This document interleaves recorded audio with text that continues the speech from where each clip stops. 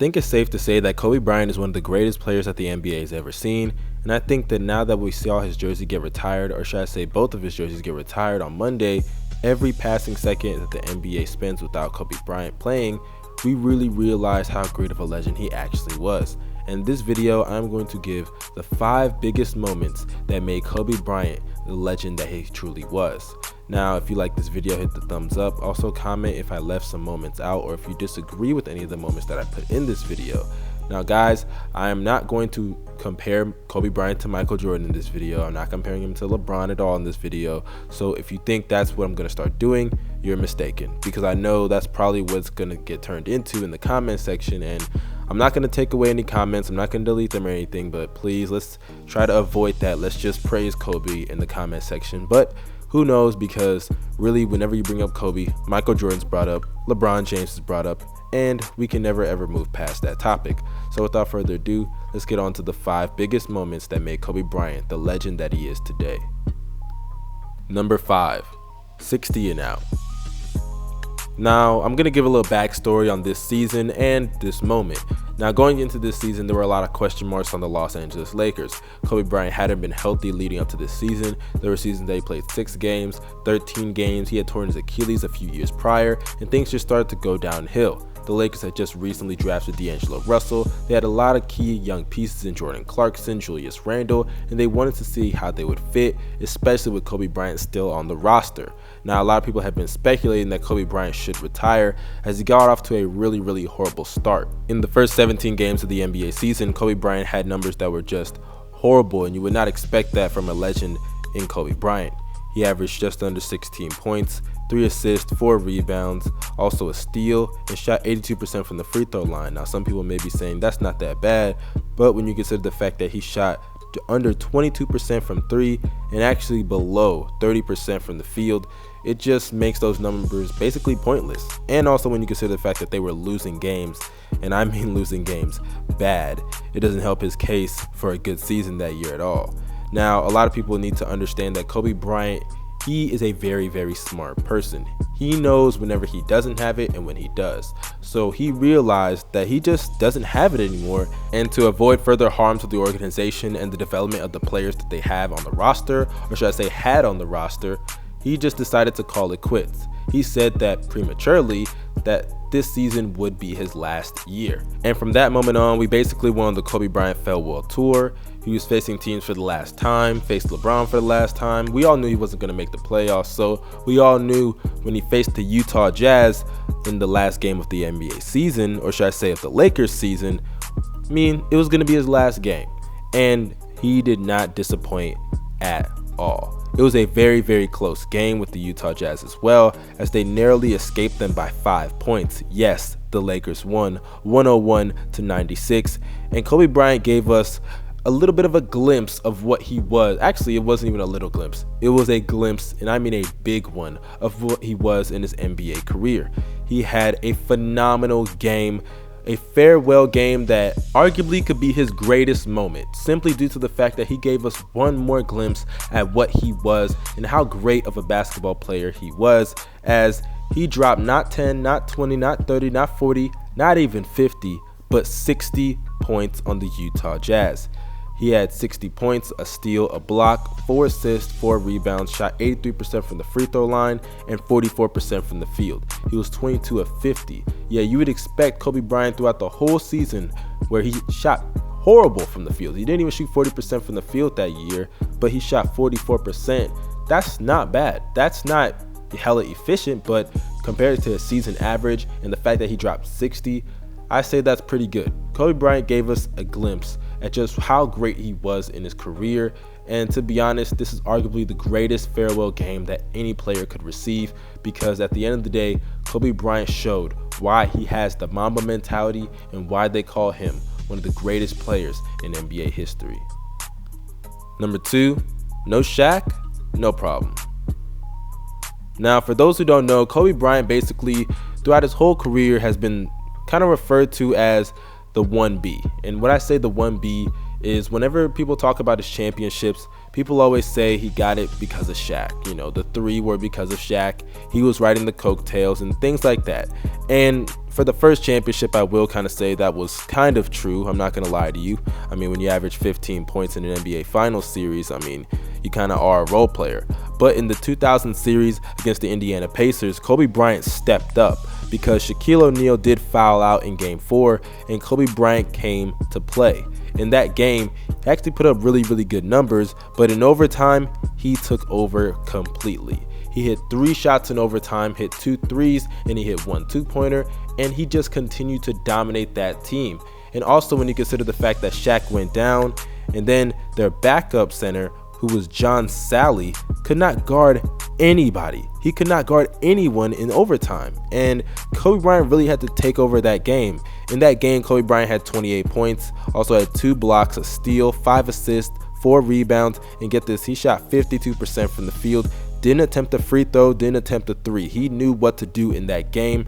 It's crazy how he can drop 28 points efficiently, didn't even have to make a free throw or a 3-pointer, and they won the game. That's how great Kobe Bryant was in that game. And in overtime, he showed us a glimpse of what was yet to come, because don't forget, this was not that deep in his career. This was Kobe. This was Froby. This was Kobe before, the 06 season. This is Kobe before 08, 2010, 2009. This is Kobe before. This is young Kobe with Shaq. And what's crazy is people like to say that Shaq was the reason Kobe won those few rings in the beginning, those 3.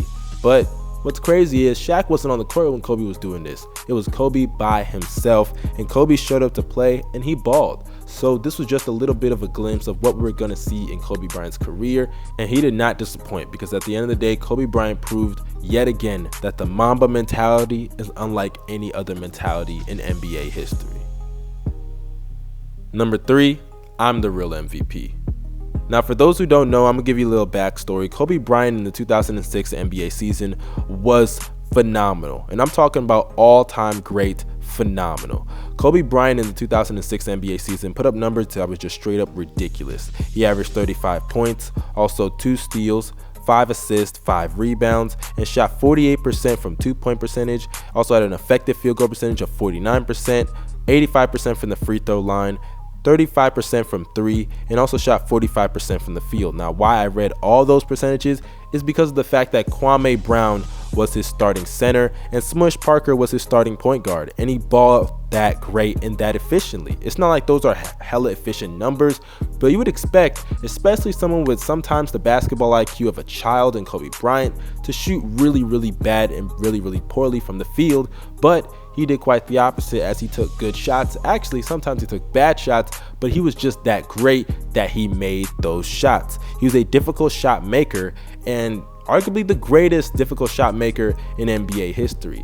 Now, for those who don't know, in 2006, you would think he'd win the MVP, but no. Because of the fact that they did not win that much, Steve Nash ended up winning the MVP that season, and a lot of people kind of were conflicted about that because Steve Nash's numbers weren't that great, and they were kind of pedestrian in comparison to Kobe Bryant, aside from Steve Nash's efficiency. But in the playoffs, Kobe Bryant had a surprise for the Phoenix Suns as they matched up with the Phoenix Suns in the first round, and they caught a really early lead as they went up 3-1. And in Game 4, Kobe Bryant was sensational. He had 24 points, 8 assists, 4 rebounds, shot 64% from the field. A guy who has been criticized for shooting inefficiently and taking bad shots, shot 14 shots and actually scored 24 points, and he converted 9 of those 14 shots, which is 64.3% from the field. He was efficient as hell this game.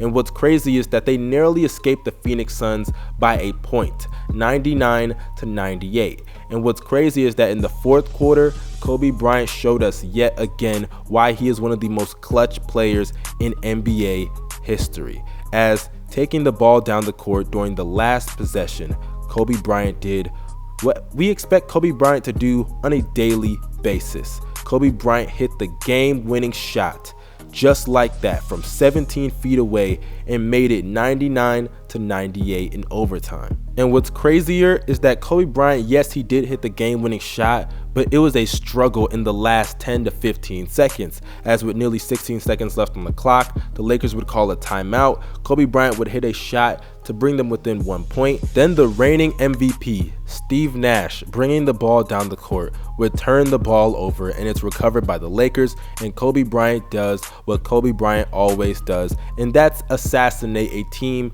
that was considered better than his. He was a monster that game, and the Mamba mentality was just too much for that team to overcome. Kobe Bryant showed us why, no matter what the odds are against him, you never count him out. It left a lot of critics wondering, and a lot of NBA analysts wondering, did they make the right decision picking Steve Nash to beat Kobe Bryant for the MVP in the 2006 season? And to this day, some will never know. Number 4, Sweet Revenge. Now, for those who don't know, this kind of requires a little bit of a backstory. After the 2004 NBA season, when the Lakers lost to the Detroit Pistons in the NBA Finals, one of the most dominant duos in NBA history in Kobe Bryant and Shaquille O'Neal, they had officially broken up. Shaquille O'Neal went to Miami, and Kobe Bryant was chosen to stay in Los Angeles. Now, a lot of people were really pissed about that, a lot of Laker fans, I should say, because they were mad that Shaquille O'Neal had to leave. Shaquille O'Neal was the best player in the league at the time, and arguably had the most dominating, performance that we have ever seen of any NBA player in history. And a lot of people in LA were just not happy with that, and a lot of people were calling Kobe Bryant selfish. Now, for constant seasons, Kobe Bryant was playing with subpar talent in Kwame Brown, Smush Parker, and arguably the best player he ever had. Actually, I'll just say this as a definitive fact. The best player he probably ever had was Lamar Odom. Now, for those who don't know, Pau Gasol was actually stolen from the Memphis Grizzlies for Kwame Brown. Yes, I call that a theft. There's no way humanly possible that a lot of teams could pull that off, even though they did get, Marc Gasol. But at the time, we were kind of thinking this is a little bit shaky, because to take Kwame Brown as one of the big parts of that trade, it was crazy. But they ended up getting Pau Gasol. They got other pieces to surround them, as long as Trevor Ariza, Ron Artest, to surround Kobe Bryant for a championship. In the 2008 NBA season, when they traded for Pau Gasol, they ended up going to the NBA Finals. And in the NBA Finals, Kobe Bryant did not live up to the expectations whatsoever. Not only did he even not take this team to 7 games, as a lot of people kind of suspected they would do, Kobe Bryant was worse than subpar, as they lost in 6 games, and his numbers were just straight up pathetic. Kobe Bryant in the 6 games against the Boston Celtics in the 2008 series averaged 26 points, 5 assists, nearly 5 rebounds, 3 steals, but his shooting splits were something that is just really unacceptable. He shot below his average of 80% from the free throw line, and he shot 32% from 3 and under 41% from the field. So when it comes to his efficiency, it just was not good whatsoever. And in Game 7, it just really got worse, as he had 22 points, 4 turnovers, a steal and assist, 3 rebounds, and actually shot below 32% from the field and 33% from 3. It was just not a very good performance, and a lot of people were saying that Kobe Bryant cannot win a championship without Shaquille O'Neal. I mean, after numerous failures before, blowing a 3-1 lead with the Suns, and now losing to the Boston Celtics when you actually have pieces around you, it just really did not look good. I mean, imagine Russell Westbrook this year not even getting to the playoffs, when the biggest reason and the biggest thing that people were saying about him last year is that he didn't have help. That's what people were saying about Kobe Bryant after he lost to the Boston Celtics. But then in 2009, Kobe Bryant turned it another gear. In 2009, he wanted the Boston Celtics. It was clear, because he actually went on the record stating that that loss is what separated him from Michael Jordan. But in 2009, he didn't end up going against the Boston Celtics. He actually went up against the Orlando Magic in the NBA Finals, who was led by Dwight Howard, and he obliterated them. He dominated them in 5 games and averaged over 30 plus, 7 assists and 5 rebounds, and he ended up winning his first ever Finals MVP. But in 2010, the stage was set for a rematch against the Boston Celtics in the NBA Finals. They would go back to back to back Finals appearances, 3 straight Finals appearances for Kobe Bryant, and it was his chance to go back to back without Shaquille O'Neal. And against the Boston Celtics, he played extremely well. Not the greatest, his efficiency and everything, but he did end up averaging 28 points, nearly 4 assists, 2 steals, a block, and 8 rebounds to go along with it, and shot 88% from the free throw line. But in that game, he took it over due to the fact that when you consider that Game 7 kind of deflated his, averages in terms of his field goal percentage, because when you take away Game 7, it goes from under 40% from the field to 43% from the field and 36% from 3. So when it comes to his efficiency, Game 7 is really what makes it look worse than what it actually was for that series. But they did end up getting the win in Game 7, and a lot of people kind of overlooked this, is that he had a broken finger. Kobe Bryant performed amazingly when you consider the fact that his finger it wasn't working. It was his shooting hand as well, and playing through the injury, he managed to do amazing. At the end of the day, he got his revenge on the Boston Celtics, and he got 5 championships. And he actually stated in an interview after he won that game, and after he won his NBA championship, his 5th, that's one more than Shaq. He proved that he can get the job done without Shaquille O'Neal, which is one of the biggest knocks and one of the biggest misconceptions in NBA history, that he was carried by Shaq. Because at the end of the day, he got the finals MVPs at the end of his career, or should I say towards the end of his career, when a lot of people were saying that he couldn't do it, that he can't do it without Shaq. He proved that no matter what, if he puts his mind to it and puts that Mamba mentality to work, he can do anything. And he did it in the 2010 NBA Finals and the 2009 NBA Finals. Number 5, Mr. 81. It was January 22nd, 2006 against the Toronto Raptors, where Kobe Bryant showed why he is arguably the most skilled scorer in NBA history. The footwork, the fadeaway, the shooting ability, and also when you consider the fact that he was a two-way player, what could he not do at all for a basketball player? He showed everything, as he had 81 points. Now, a lot of fans may be saying, we know this, Kobe Bryant is Mr. 81, we all know the story, but I don't think we really understand how great of a game this was for him.